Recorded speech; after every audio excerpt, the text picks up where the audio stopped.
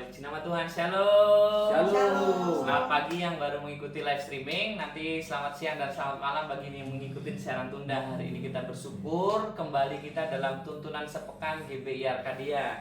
Sebentar kita akan sama-sama masukin dalam tuntunan sepekan. Selama seminggu ini kita akan sama-sama menyaksikan dan mengikuti tuntunan sepekan. Nanti ada beberapa banyak tema yang kita mau sama-sama bahas, tapi hari ini kita mau sama-sama belajar. Tapi sebelumnya yuk kita sama-sama datang ke hadirat Tuhan untuk membawa rasa syukur kita. Oh, terima kasih Tuhan. Oh Yesus, Engkau baik Tuhan. Ya.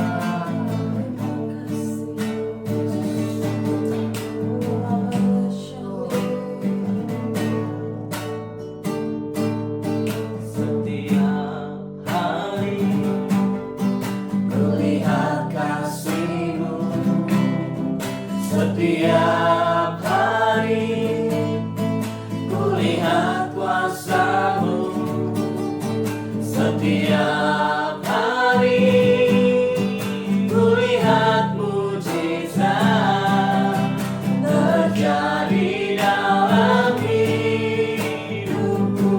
Katakan sekali lagi, setiap hari kulihat kasih-Mu.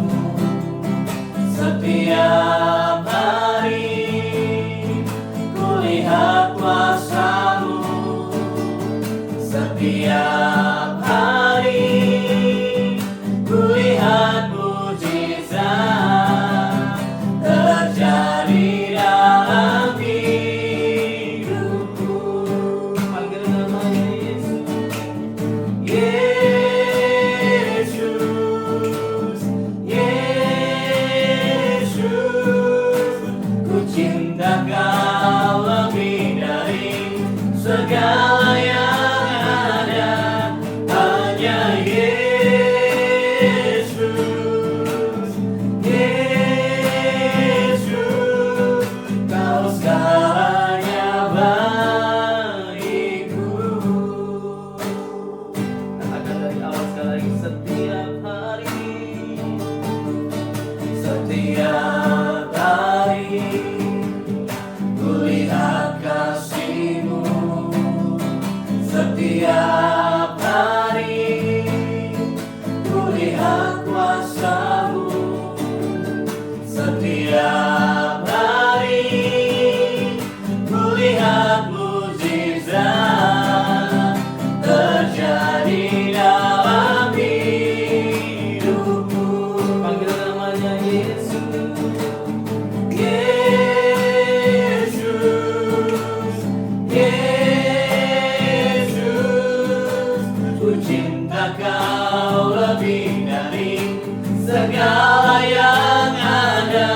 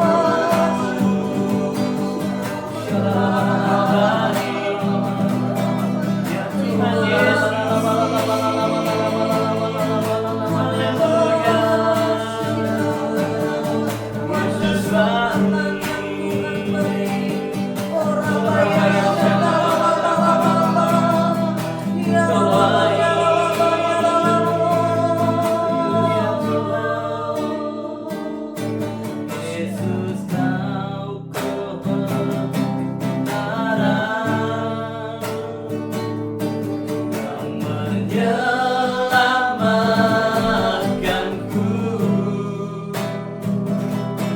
Kau memberikanku hidup dan pengharapan.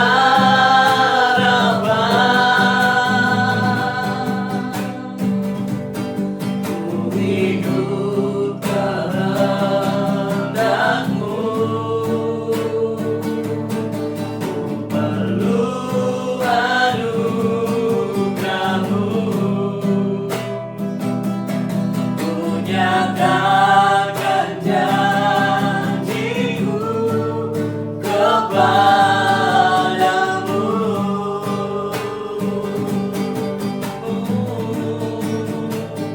Kalau ku hidup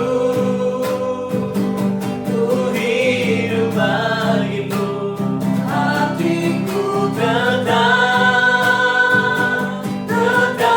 menyembahmu. Dunia tak bisa menjauhkanku dari kasih-Mu.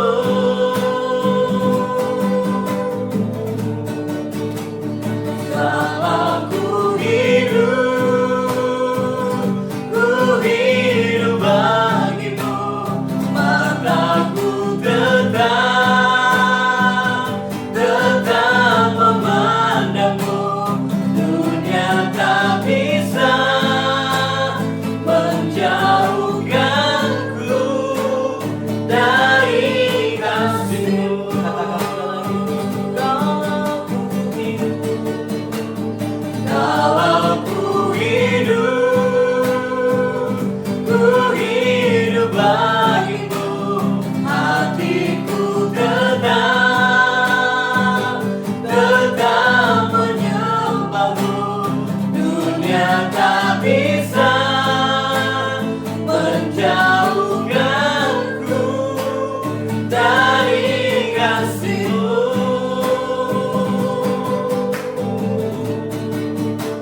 Selama ku hidup bagimu, mataku tetap memandangmu. Dunia tak bisa menjauhkanku dari kasih-Mu. Dunia tak bisa menjauhkanku dari kasih-Mu.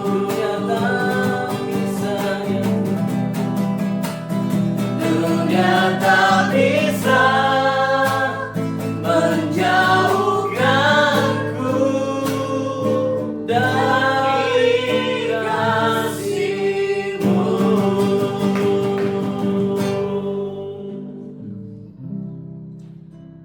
Kami mengucap syukur untuk pagi hari yang indah ini ya Tuhan. Kami datang ke hadirat-Mu dengan penuh dengan ucapan syukur ya Bapak.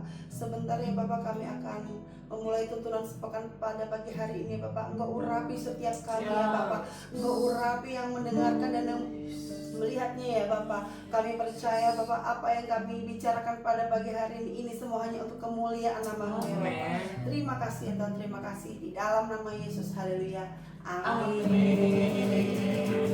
Puji nama Tuhan. Shalom. Kembali lagi kita di dalam tuntunan sepekan pada pagi hari ini. Sebelumnya kami mengucapkan terima kasih untuk Bapak Ibu Gembala yang sudah memberikan kesempatan buat para hamba-hamba Tuhan pada pagi hari ini untuk membahas tentang tuntunan sepekan. Untuk tema tuntunan sepekan pada pagi hari ini yaitu diambil dari pengakuan iman GBI. Poin pertama yaitu tentang Alkitab adalah sebagai firman Allah. Haleluya. Bahkan hari ini kita sama-sama ngobrol santai saja, karena pasti terlihat di kamera wajah kami tegang. Karena memang ini luar biasa. Maksudnya kita akan sama-sama berbagi, tapi nanti buat beberapa yang kurang ngerti nih ya, pertama minta bantuan Roh Kudus. Tapi nanti di ujung video ini kami akan tampilkan ada Pak Ketum kita tentang bagaimana, pasti jadi pertanyaan, kan tema kita adalah Alkitab adalah firman Allah. Nah nanti ada dari Pak Ketum akan Pak Ketua GBI, maksud Ketum itu adalah Ketua Umum GBI, akan menyampaikan bagaimana benar nggak firman Tuhan adalah firman Allah. Nah, kita sementara itu kita akan sama-sama belajar tentang pengetahuan kita, karena memang banyak. Ini kan pengakuan iman GBI ini Pak. Saya nggak tahu seberapa lama kita sudah di GBI, tapi kadang pengakuan iman GBI itu beberapa poin kita jarang dengar nih, jarang dengar. Jangankan paham, kadang dengar aja enggak gitu. Nah, kita sadar itu. Nah, kita yang sebagai orang-orang awam hari ini kita tidak mengajari atau menjelaskan tentang doktrin itu tidak, tapi hari ini kita mau sama-sama belajar. Poin pertama memang nanti selanjutnya ada beberapa poin akan dilayani oleh hamba-hamba Tuhan yang luar biasa. Tapi hari ini kita sama-sama belajar tentang firman adalah Alkitab adalah firman Allah. Nah, kita kalau ngomong Alkitab kan ada perjanjian baru, perjanjian lama. Bahkan itu juga jadi perdebatan nih. Aduh, perjanjian lama sudah nggak berlaku, kan udah ada perjanjian baru. Nah, itu pun sudah jadi perdebatan. Di luar sana juga banyak orang yang meyakini ya Alkitab kan ditulis oleh manusia, gimana firman Tuhan. Kita sama-sama hari ini belajar. Ya, pasti tidak belajarnya tidak komplit hari ini, tapi nanti akan dijelaskan oleh Mbak Ketum. Tapi untuk mengawali itu, izinkan saya membacakan sebuah ayat yang cukup powerful tentang tadi itu kan jadi perdebatan ya Bapak, Ibu dan dimanapun. Oh iya, perjanjian lama kan sudah ada perjanjian baru nih, perjanjian lama sudah nggak berlaku dong, kan udah ada perjanjian baru. Itu pun orang-orang Kristen termasuk di sekitar kita mungkin panggilan Tuhan ada yang berkata seperti itu, yang mengutip wah banyak hal. Nah, hari ini saya mau tiba-tiba Tuhan ingatkan ini. Izinkan saya membacakan tentang ini. Tuhan Yesus juga pernah ngomong, Tuhan Yesus datang ke bumi bukan untuk meniadakan perjanjian atau meniadakan hukum Taurat, tapi menyempurnakan. Dalam Matius 5 ayat 17, izinkan saya membacakan ya. Matius 5 ayat 17 berkata seperti ini. Janganlah kamu menyangka bahwa aku datang untuk meniadakan hukum Taurat atau kitab para nabi. Aku datang bukan untuk meniadakannya, melainkan untuk menggenapinya. Tuhan Yesus datang menyempurnakan itu. Oke, kita sama-sama lagi belajar tadi. Kita tahu bahwa Alkitab adalah firman Tuhan. Amen. Saya pribadi secara yakin dan pribadi meyakini itu. Karena memang Alkitab itu hidup buat saya seperti firman. Ya, ini memang firman, bukan juga seperti, tapi hidup buat saya.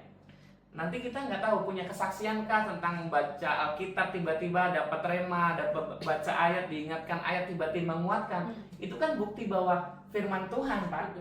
Alkitab yang tertulis itu adalah firman Tuhan. Itu bukti nyata. Memang kalau disuruh membuktikan ya kita nggak bisa membuktikan dengan bukti. Mungkin kan sekarang banyak orang terlalu kritis ya, terlalu kritis. Tapi kita mau sama-sama belajar. Mungkin ada beberapa ayat yang kita membaca dulu, ada beberapa ayat yang tadi kita sama-sama ada di 2 Timotius kita baca bersama-sama. 2 Timotius 3 Oke, kita baca ayat ini. Ini tidak menyempurnakan atau tidak membuat Bapak Ibu waduh jadi ngerti ya, syukur-syukur itu urusan Roh Kudus. Nanti Roh Kudus, saya berdoa dari tempat ini dimanapun Bapak Ibu berada, Roh Kudus punya cara jelasin sama Bapak Ibu. Ya, boleh dibacakan? Ya, saya bacain 2 Timotius 3 ayat 16 sampai 17. Segala tulisan yang diilhamkan Allah memang bermanfaat untuk mengajar, untuk menyatakan kesalahan, untuk memperbaiki kelakuan, dan untuk mendidik orang dalam kebenaran.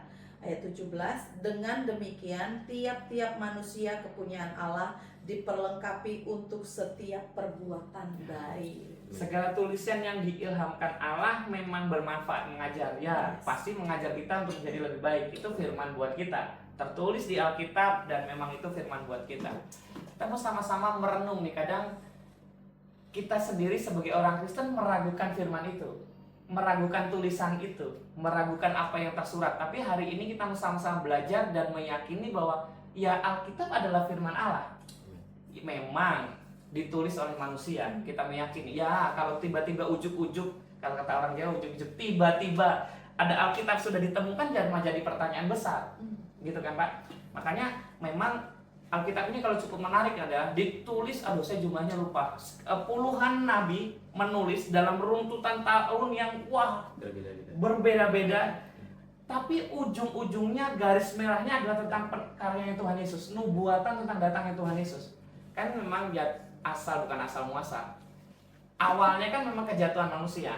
Jadi kejatuhan manusia. Mungkin kalau waktu itu Adam dan Hawa jatuh dalam dosa, ini mungkin kita bayangin secara saya pribadi nih Pak. kalau kita bayangin Adam dan Hawa dan jatuh dalam dosa, kayaknya Tuhan nggak bukan sesibuk itu. Tuhan nggak perlu repot-repot mengutus puluhan nabi untuk menubuatkan tentang karyanya Tuhan Yesus, gitu kan? Kan ujung-ujungnya adalah perjalanan Alkitab dari perjanjian lama perjanjian baru ini adalah karyanya penebusan Tuhan buat kita manusia, penebusan dosa supaya kita memang berkenan di pada Tuhan, gitu Pak. Kalau Pak bangun gitu. Kita memang agak sharing saja nih Pak, ya, santai saja. Saya tahu kita semua agak bingung menyampaikan ini karena memang ya itu kita meyakini. Kalau ngomong ditanya yakin, tapi kalau ditanya suruh jelaskan memang agak susah kadang. Gitu. Makanya Pak Bangun ada sesuatu yang tentang firman Alkitab adalah firman Allah. Iya, menurut pemahaman saya, ya memang itu nggak bisa disangkal bahwa memang Alkitab itulah firman Tuhan yang hidup. Kenapa saya berkata hidup? Karena memang ya kalau kita ya tidak seperti cerita-cerita fiksi yang kita segala yang ada boleh kita lihat. Tapi inilah Alkitab firman Tuhan yang mengajarkan kita untuk ya ada runtutannya.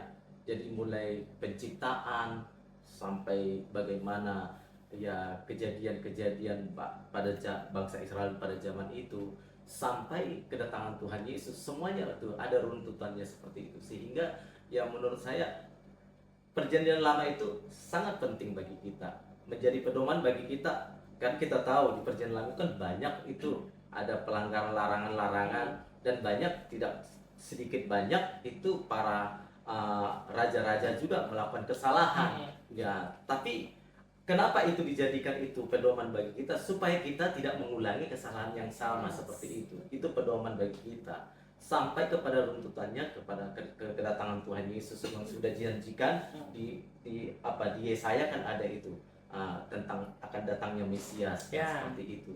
Dan memang itu semua tergenapi. Yang membuat kita itu di perjanjian baru itu memang ya menjadi sesuatu hal yang membuat kita punya pengharapan melalui Kristus Yesus yang dia lahir, mati, dikuburkan dan ya bangkit bahkan naik ke surga. Jadi kalau kita lihat itu dan saya pribadi ya sangat itu powerful banget buat saya. Ya, kalaupun ada orang-orang, bahkan bukan hanya orang di lingkungan orang Kristen sendiri, ada beranggapan bahwa perjanjian lama tidak berlaku lagi pada zaman saat ini. Enggak, tetap berlaku. Jadi kita tidak bisa ya seperti yang dibaca hambanya tadi. Ya, hukum Taurat itu tidak bisa kita dihilangkan, tetap akan kita bawa sampai ke perjanjian baru. Ya, kita tahu memang Alkitab ini adalah memang tulisan manusia. Kalau secara fisik kita itu seperti logos. Tapi jangan salah bahwa firman Tuhan itu adalah ditulis orang-orang yang diurapi Tuhan, yaitu diilhami tadi oleh Roh Kudus bagi setiap orang yang dipercaya Tuhan untuk boleh menyampaikan itu seperti itu. Kenapa harus ditulis? Memang supaya ada terus tidak berkesudahan firman ini. Kalau nggak ditulis kan berarti hanya untuk zaman itu. Makanya Tuhan ya itulah bijaksananya, hikmatnya Tuhan itu luar biasa. Tidak sembarang Tuhan memakai orang-orang yang dipercaya untuk menuliskan itu melalui ilham Roh Kudus. Kalau kita lihat banyak perjanjian lama dan perjanjian baru. Kalau perjanjian lama mungkin itu kejadian-kejadian tapi kalau di perjanjian baru itu kita lihat banyak itu hal-hal yang supranatural terjadi, kita boleh lihat. Tapi pada intinya ya, dari saya pribadi firman Tuhan Alkitab itu adalah menjadi pegangan kita untuk kita memiliki bijaksana, memiliki membawa kita dari yang jahat kepada yang baik, dari hal-hal yang tidak terpuji kepada yang terpuji. Karena di firman itu semua mengandung janji, bukan hanya hari ini, tapi untuk hari yang akan datang. Jadi seperti itu. Jadi itu intinya di saya itu. Makanya kenapa sebagai kita orang percaya, firman Tuhan itu harus menjadi pedoman dalam kehidupan kita. Karena kita tahu di Mazmur 119 ayat 105 itu, firman-Mu itu pelita bagi kakiku dan terang bagi jalanku. Bagi orang Kristen ini harus menjadi firman Alkitab, kebenaran ini menjadi pelita bagi kaki kita. Kalau di saat, kenapa dibilang pelita bagi kaki kita? Ya, kita tahu di dalam kegelapan dunia ini banyak kegelapan yang kita lewati.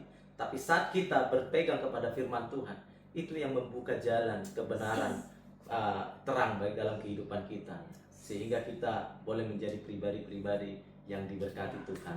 Mungkin seperti itu secara singkatnya dari saya. Menarik sekali, iya. Karena memang juga dalam Matius 4 ayat 4 berkata seperti ini, Pak. Manusia hidup bukan dari roti saja, tetapi dari setiap firman yang keluar dari mulut Allah. Amin. Nah, kita meyakini bahwa Alkitab adalah firman Allah, ya Alkitab adalah perkataan Allah. Amin. Perkataan Allah yang memang sekarang ditulis, namanya diabadikan lewat tulisan. Nah, hari ini kita bisa mendengar, bisa membaca kebenaran atau isi hati Tuhan yang lewat kebenaran firman Tuhan, lewat Alkitab itu. Makanya hari-hari ini bagian kita untuk meyakini. Tadi bahkan dulu ada sebagai pertanyaan begini, Pak. Alkitab itu firman Allah atau berisi firman Allah? Itu juga agak kritis dikit gitu. Ada orang bertanyakan. Ada yang ngomong, oh enggak, Alkitab adalah firman Allah. Ada orang ngomong, Alkitab berisi firman Allah. Nah, gitu kan. Nah, hari ini kita mau sama-sama meyakini bahwa memang Alkitab adalah firman Allah. Amin. Bukan cuma sekedar berisi, tapi firman itu sendiri. Karena memang perkataan-perkataannya keluar dari mulut Allah tadi tuh. Amin. Nah, kenapa kita harus mempercayainya? Karena memang tadi Alkitab Matius 4 ayat 4 tadi berkata, manusia hidup bukan dari makan soal makanan jasmani saja, kan roti itu soal makanan, kebutuhan makanan jasmani saja, Pak, tapi dari firman Tuhan yang keluar dari mulut Allah. Makanya hari ini bagian kita yang Bapak Ibu dimanapun berada yang hari-hari ini sudah mulai ragu ya tentang janji Tuhan, bahkan tentang apa yang kita baca tadi. Pasti kalau kita sudah meragukan apa yang kita baca, kita pasti meragukan firman Tuhan. Yes. Nah, hari-hari ini Bapak Ibu dimanapun, saya nggak tahu Bapak Ibu kondisinya bagaimana, tapi hari ini izinkan kami mengingatkan kembali betapa pentingnya kita tetap berharap dan percaya bahwa Alkitab adalah firman Allah. Amin. Itu kan memang poin utama tuh, Pak. Yes. Dalam iman GBI itu ditaruh di poin pertama, karena memang kalau orang sudah tidak percaya Alkitab, yang lain-lain udah susah. Saya juga, ya. Jangankan percaya Roh Kudus dalam Alkitab yang ada udah susah gitu. Ya. Nah, makanya ditaruh di poin pertama, ya bagian memang ya Tuhan yang utama pastinya kan gitu. Nah, hari ini kita mau sama-sama belajar lewat itu. Nanti setelah video ini, maksudnya masih dalam video ini, setelah kami percakapan ini akan kita tampilkan bahwa dari bimbingan lah ya, pasti isinya dari kebenaran oleh seorang hamba Tuhan, Pak Ketum kita, Ketum GBI, bahwa benarkah firman Allah adalah Alkitab adalah firman Allah. Nanti kita sama-sama belajar lewat situ. Kami juga masih belajar nih. Yeah. Kita masih sama-sama belajar. Yuk, tapi bagian kita tetap belajar sambil percaya. Amin. Karena kalau kita sedang belajar tapi tidak percaya, ya nggak dapat. Betul. Bagian utamanya makanya kita disebut orang percaya, Pak. Ya, kan modal kita itu adalah percaya. Percaya sama Tuhan Yesus pasti ada Tuhan Yesus, ada jalan kebenaran dan hidup. Percaya sama Alkitab bahwa ada firman Allah adalah bagian dari itu. Karena kan nggak mungkin kita ngomong percaya Tuhan Yesus tapi tidak mempercayai Alkitab. Ya. Makanya karena isi dari Alkitab adalah tentang karyanya Tuhan Yesus. Karena sedikit saya Pak. Boleh. Karena kita tahu juga kan, ya bagaimana kita bisa beriman itu karena di firman Tuhan katakan iman timbul dari pendengaran firman Tuhan. Makanya di situ ya orang nggak mungkin percaya kepada kebenaran itu kalau tidak baca firman. Ya. Makanya itu intinya bahwa firman itu adalah pedoman bagi kita orang percaya. Ya, makanya saya ada satu ini ayat ini. Ibrani 4 ayat 12 mengatakan bahwa firman adalah hidup dan kuat, sanggup menegur, menghibur dan mengubah kehidupan setiap kita. Makanya dari awal saya bilang kan, ya kalau kita baca firman bukan seperti membaca buku-buku yang lain, novel apa segala. Tapi firman itu hidup. Kenapa hidup saya bilang? Makanya setiap satu perikop itu orang bisa mendapatkan rema yang berbeda-beda. Itulah karena firman itu hidup. Jadi ya saya membaca, kita bisa ini sama-sama orang percaya membaca perikop yang sama. Tapi kita beda-beda mendapatkan rema. Itulah dasar bahwa kenapa firman itu hidup. Seperti kalau novel kan secara aktualnya ya itu toh tidak bisa bisa berbeda-beda tapi dalam perbedaan itu intinya satu. Seperti itu. Salah satu bukti lain bahwa firman itu hidup adalah ketika misalkan ada saya lah, saya bermasalah nih, lagi aduh Tuhan gimana nih, lagi gundah gulana, tiba-tiba Tuhan ingatkan sebuah ayat yang meneduhkan hati saya, Pak, Amin. atau membangkitkan iman kepercayaan saya. Itu kan kalau bukan sesuatu yang hidup tidak mungkin seperti itu. Gitu. Makanya hari ini bagian kita saling mengingatkan, yo dimanapun Bapak Ibu berada, bagian kita untuk tetap percaya. Amin. Kuncinya tetap percaya. Amin. Hari ini jangan izinkan iblis menggoyah keyakinan kita. Di luar sana memang banyak yang berkata, ya Alkitab pada tulisan manusia. Benar tulisan manusia, tapi berisikan firman Tuhan. Amin. Yang diilhamkan oleh Roh Kudus buat setiap kita yang percaya. Amin. Nanti sebentar kita akan menyaksikan video dari Bapak Ketua Umum dari GBI. Tuhan Yesus berkati berlimpah-limpah. Shalom. Shalom. Shalom, selamat berjumpa kembali dengan saya Pendeta Rubin Adi Abraham. Hari ini saya akan menyampaikan firman Tuhan dengan judul Benarkah Alkitab Firman yang diilhamkan Allah? Khotbah ini adalah khotbah yang sifatnya doktriner supaya kita tidak hanya mengerti tentang kehidupan Kristen secara praktis, tetapi akidah atau kebenaran dasar yang kita harus pegang dalam kehidupan ini. Saudara, umat Kristen percaya bahwa Alkitab adalah firman Allah yang menjadi dasar bagi iman atau kepercayaan kita, nilai moral, dan juga perilaku kehidupan kita. Pertanyaan pentingnya, mengapa buku Alkitab ini yang kita percayai sebagai firman Tuhan? Bukankah banyak buku yang lain yang ditulis sejaman dengan Alkitab? Mengapa Alkitab yang kita yakini firman? Dan apakah alasan untuk kita mempercayainya itu benar, bisa diandalkan? Kalau kita baca dalam Mazmur 119 ayat 159 dan 160, firman Tuhan berkata, "Lihatlah betapa aku mencintai titah-titah-Mu. Ya Tuhan, hidupkanlah aku sesuai dengan kasih setiamu. Dasar firman-Mu adalah kebenaran, dan segala hukum-hukum-Mu yang adil adalah untuk selama-lamanya." Alkitab adalah kebenaran dan bersifat kekal selama-lamanya. Karena itu kita harus mencintai firman Tuhan. Kalau saudara ingin mengalami pertumbuhan secara rohani, saudara harus rajin membaca Alkitab setiap hari. Manusia tidak hidup dari roti saja, tapi dari setiap firman yang keluar dari mulut Allah. Kalau kita tidak suka membaca Alkitab, bagaimana kita tahu tentang kehendak Allah di dalam kehidupan ini? Makanya kita harus mengerti betul tentang firman Allah yang ada di dalam Alkitab secara tertulis. Sekarang saya akan menyebutkan paling tidak ada 5 bukti bahwa Alkitab adalah firman Allah. Yang pertama, Alkitab menegaskan dirinya adalah firman Allah. Tahukah saudara, di dalam Perjanjian Lama saja ada lebih dari 3.800 kali perkataan Allah berfirman. Saya rasa di antara begitu banyak buku yang kita miliki, tidak ada buku yang berani berkata, inilah firman Tuhan, Allah berfirman. Tetapi Alkitab ribuan kali mencatat tentang hal tersebut. Selanjutnya, penulis Perjanjian Baru mengakui bahwa tulisan mereka juga diilhamkan oleh Allah setara dengan Perjanjian Lama. Sehingga baik Perjanjian Lama dan Perjanjian Baru, keduanya adalah firman Allah.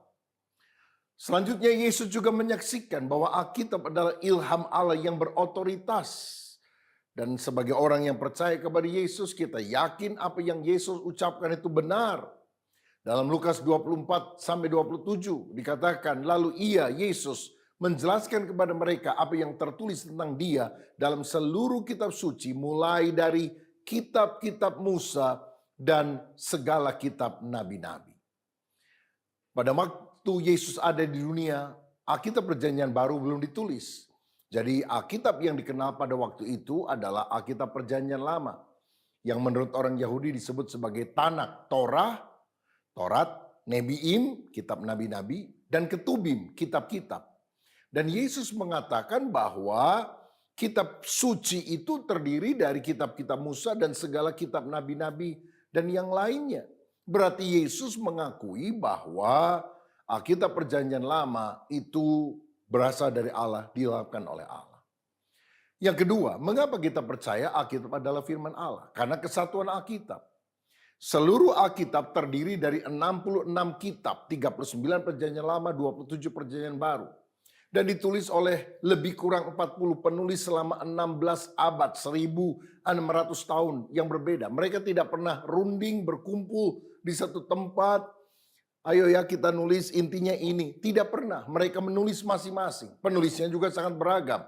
Ada nabi, raja, nelayan, dokter, tapi ternyata memiliki satu kesatuan. Satu doktrin yang tidak saling bertentangan satu dengan yang lain.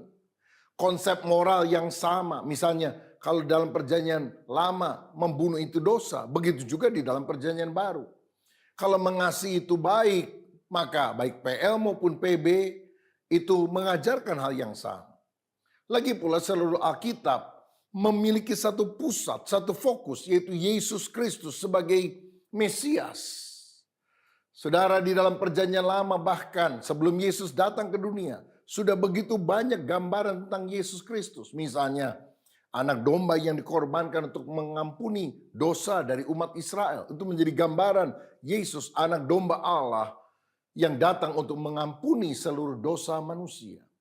Alkitab juga memiliki satu jalan keselamatan, yaitu iman kepada Mesias. Bagaimana Adam dan kemudian Abraham atau Musa yang belum kenal Yesus, Yesus belum lahir, bisa diselamatkan? Karena mereka beriman kepada janji Allah bahwa akan datang seorang penyelamat, seorang Mesias untuk menghapuskan dosa dunia. Dan ternyata dalam perjanjian baru kita diberitahu bahwa Mesias yang datang itu adalah Yesus Kristus. Jadi orang-orang pada masa perjanjian lama percaya kepada Mesias yang akan datang. Orang-orang dalam perjanjian baru termasuk kita sekarang percaya bahwa Mesias itu sudah datang. Dan namanya adalah Yesus Kristus. Satu kesatuan yang ajaib dari Alkitab meyakinkan bahwa Alkitab adalah firman Allah yang benar. Yang ketiga, mengapa kita percaya Alkitab adalah firman Allah? Karena nilai kebenarannya teruji tepat dari segi sains atau ilmu pengetahuan. Misalnya di dalam Yesaya 40 ayat 22 dikatakan, Dia Allah yang bertahta di atas bulatan bumi. Jadi Alkitab menunjukkan bahwa bumi itu bulat. Ayub 26 ayat 7 berkata bahwa Allah membentangkan utara di atas kekosongan dan menggantungkan bumi pada kehampaan. Jadi orang dulu berpikir bumi ini ada karena ditopang oleh tiang-tiang. Tapi ternyata ilmu pengetahuan menunjukkan tidak ada tiang apapun yang menopang bumi. Atau tidak ada tali dari atas yang mengkait bumi. Tetapi bumi ada pada kehampaan. Karena bumi dan alam semesta diciptakan oleh Tuhan. Ditopang oleh firman Allah. Dalam Ayub 38 ayat yang ke-35 dikatakan, dapatkah engkau melepaskan kilat sehingga sabung menyabung sambil berkata kepadamu ya?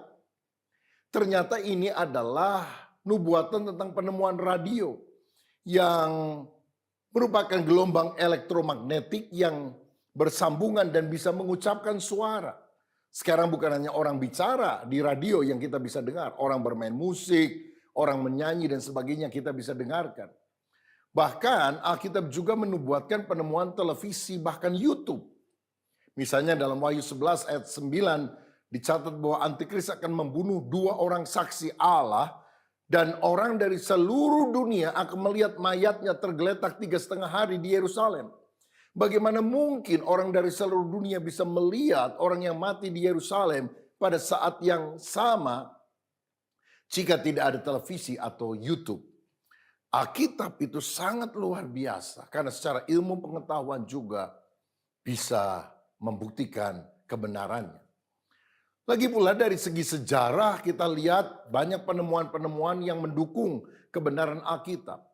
Ada penemuan-penemuan arkeologi membuktikan eksistensi bangsa Het dan juga Raja Sargon yang dicatat di dalam Alkitab yang semula dianggap sebagai kisah dongeng. Tetapi ternyata ada prasasti yang menunjukkan keberadaan bangsa Het dan juga Raja Sargon. Kitab Daniel juga mencatat bahwa Raja Babel yang terakhir adalah Belsasar yang kemudian dikalahkan oleh media Persia. Padahal menurut buku sejarah di luar Alkitab, Raja Babel terakhir itu bukan Belsasar tapi Nabonidus, ayah dari Belsasar. Apakah Alkitab salah?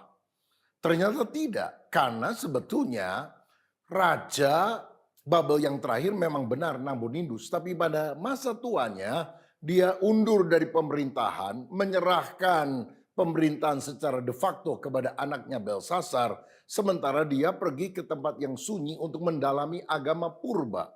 Sehingga ketika musuh menyerang, maka yang dikalahkan, dibunuh adalah Belsasar. Selanjutnya dari segi nubuatan.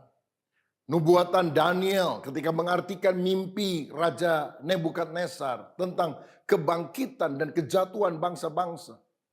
Menggambarkan tentang kerajaan hebat Babel dikalahkan oleh Media Persia, dikalahkan oleh Yunani, dikalahkan oleh Roma dalam gambaran patung besar yang kemudian dihancurkan. Ini ternyata terbukti di dalam sejarah. Terutama nubuatan yang sangat terinci di dalam Alkitab tentang kelahiran Mesias, mencakup baik kelahirannya, termasuk juga kematiannya, kebangkitannya, dan kenaikannya. Ini menunjukkan Alkitab sangat akurat. Bukti keempat bahwa Alkitab adalah firman Allah karena bertahan sepanjang masa. Allah yang membela firman-Nya, karena firman itu diilhamkan oleh nafas Allah sendiri. Tahukah saudara bahwa sekarang Alkitab adalah buku yang paling banyak dicetak dan selalu up to date sesuai dengan kebutuhan orang di setiap zaman. Kaisar-kaisar Romawi berusaha untuk membakar Alkitab, membunuh orang-orang Kristen. Bahkan Kaisar Domitian telah mendirikan satu prasasti, satu tugu. Disinilah berakhirnya kekristenan. Karena sejauh yang dia tahu semua orang Kristen dibantai, Alkitab semuanya sudah dibakar. Tetapi saya pernah pergi ke kota Roma, berdiri di samping daripada prasasti tersebut. Dan saya orang Kristen, saya hamba Tuhan. Berarti usaha untuk membantai, membinasakan orang Kristen dan Alkitab gagal. Kaisarnya mati. Tapi firman Tuhan tetap sampai selamanya.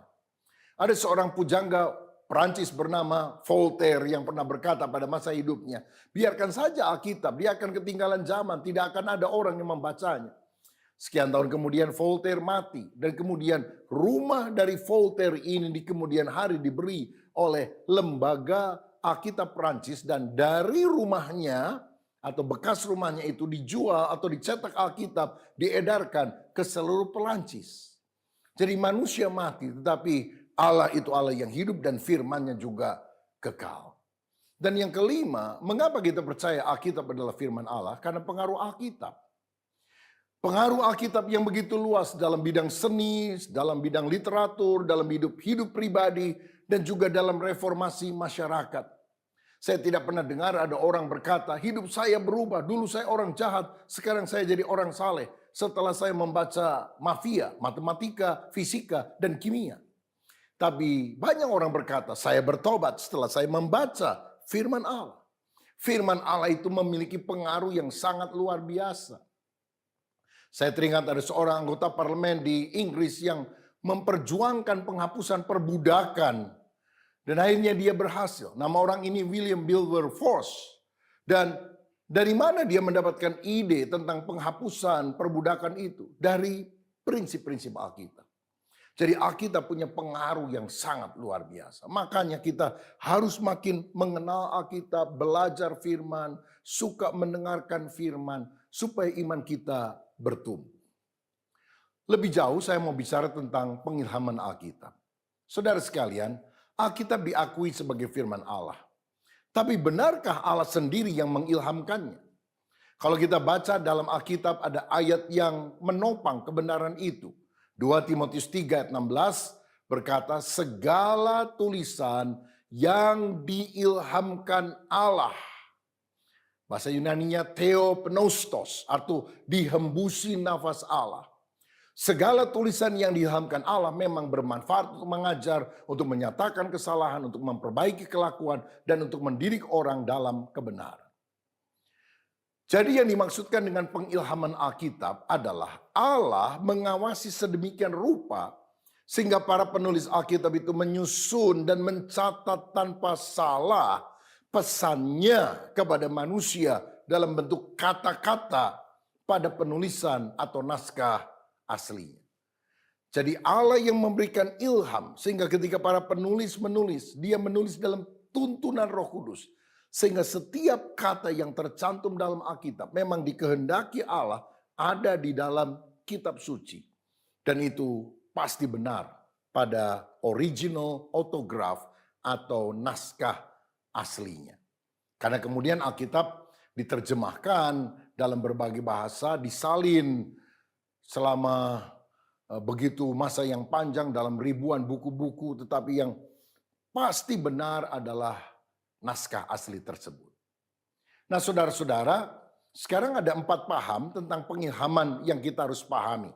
3 yang pertama salah, yang benar adalah yang keempat yang akan saya jelaskan. Paham yang pertama tentang pengilhaman Alkitab disebut pengilhaman mekanis. Orang yang percaya akan pengilhaman mekanis meyakini bahwa Alkitab diilhamkan secara hurufiah, artinya didiktekan oleh Allah. Penulis hanya ibarat mesin saja. Ini mungkin seperti pandangan umat Muslim tentang Al-Quran. Tetapi Alkitab kita tidak ditulis dengan cara demikian. Mengapa? Dalam Alkitab memang ada bahan yang langsung didiktekan oleh Allah. Misalnya 10 perintah Allah dalam 2 loh batu yang ditulis oleh Allah sendiri atau kemudian Musa yang menulisnya. Jangan ada padamu ilah lain, jangan membuat patung untuk disembah, dan selanjutnya 10 perintah. Itu memang langsung didiktekan oleh Allah. Tetapi ada bahan yang ditulis dari penyelidikan. Misalnya Lukas, dalam fase yang pertama dia mengakui bahwa apa yang dia sampaikan tentang Yesus merupakan hasil penyelidikan yang seksama tentang pribadi orang yang namanya Yesus itu. Atau juga dari bahan sejarah, Kisah Rasul 16 mencatat tentang hal itu. Lagi pula gaya bahasa yang berbeda-beda dari para penulis itu menunjukkan bahwa Allah menggunakan bakat dari para penulisnya.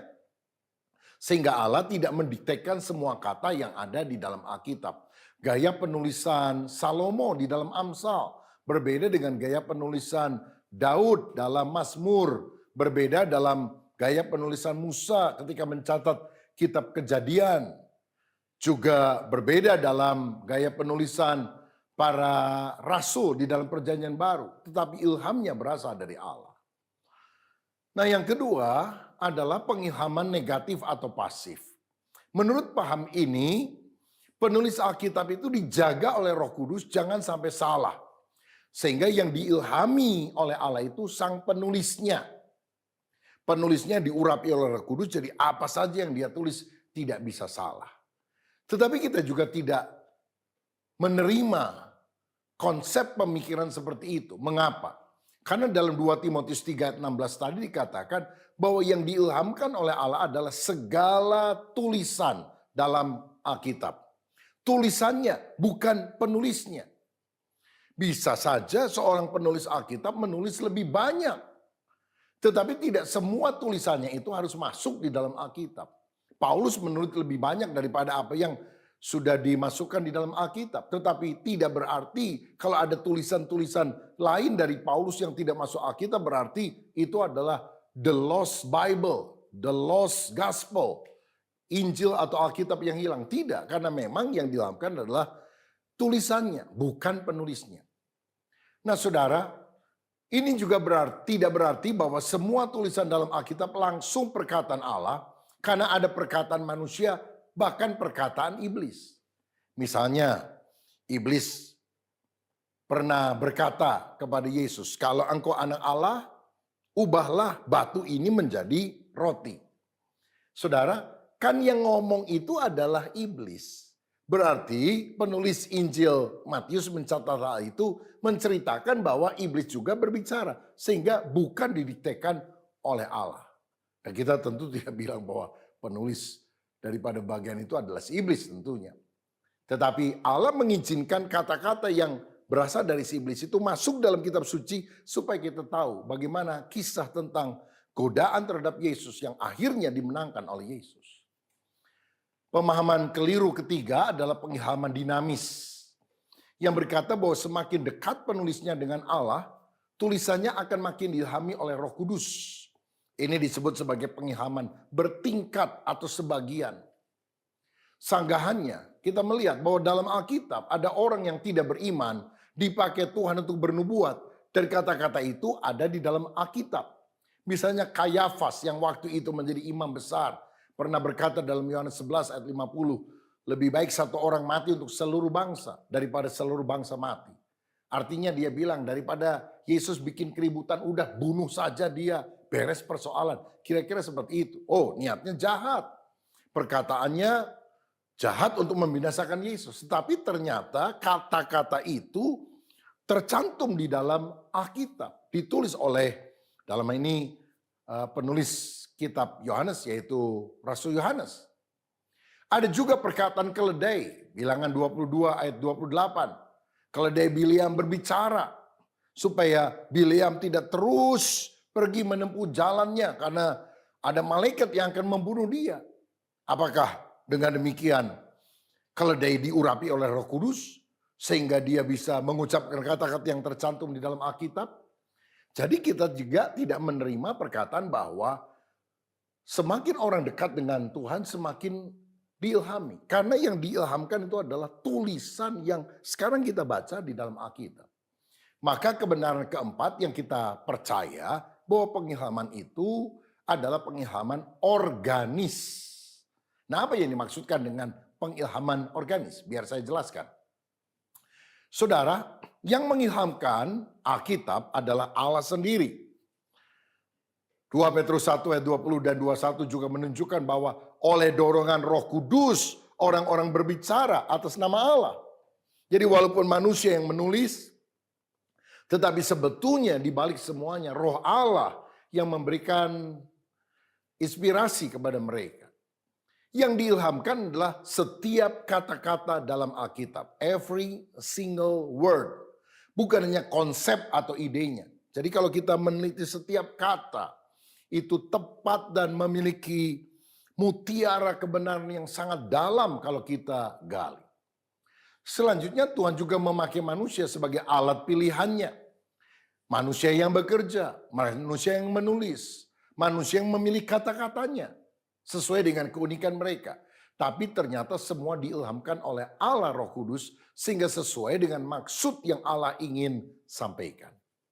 Jadi kita melihat di sini ada dua faktor dalam penulisan Alkitab. Pertama, Allah yang mengilhamkan Alkitab itu. Dan yang kedua, manusia yang menuliskan ilham tersebut. Pandangan mekanis menekankan faktor Allah dan mengabaikan faktor manusia. Manusia itu ibarat mesin yang didiktekan oleh Allah. Mirip pandangan Islam tentang Al-Quran. Berbeda dengan pandangan liberal yang menekankan faktor manusianya saja. Alkitab hanya kesaksian atau catatan manusia tentang perbuatan Allah. Sebagai catatan bisa salah, bisa tidak lengkap. Tetapi yang dicatat itu tentang apa yang Allah kerjakan dalam kehidupan umat manusia. Itu yang benar. Kita juga tidak menerima paham ini. Yang satu sangat menekankan fungsi daripada Allah, yang kedua sangat menekankan fungsi daripada manusia.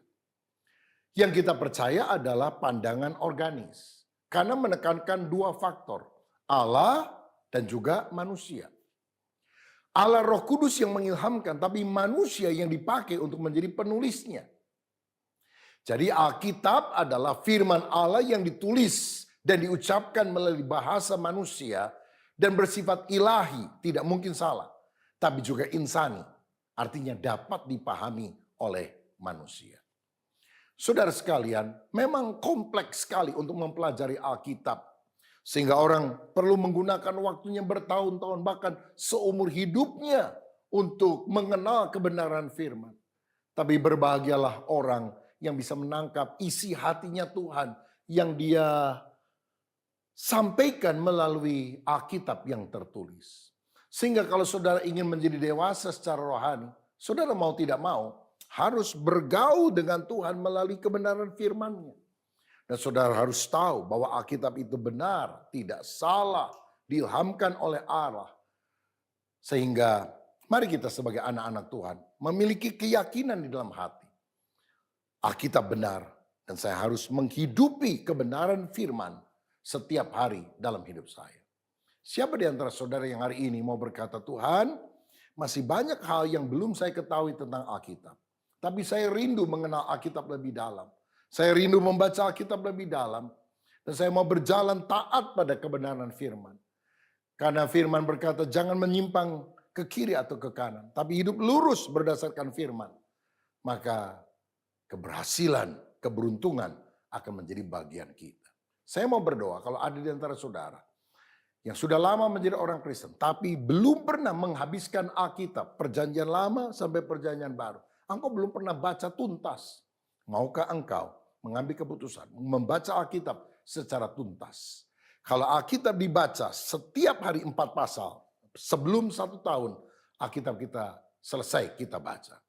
Kalau 2 pasal saja setiap hari, maka dalam 2 tahun engkau akan menghabiskan pembacaan Alkitab. Orang yang cinta Tuhan pasti cinta firman-Nya. Kalau saudara sungguh-sungguh mengasihi Kristus, engkau tidak bisa tidak, harus mencintai Alkitab. Maukah saudara memiliki komitmen untuk membaca Alkitab lebih rajin, mempelajari Alkitab lebih sungguh, dan banyak mendengarkan firman, supaya iman kita menjadi lebih kuat. Kalau saudara mau berdoa seperti itu, taruh tangan di dada, saya mau berdoa untuk Anda. Bapak, terima kasih untuk kebenaran firman-Mu hari ini yang bicara tentang Alkitab.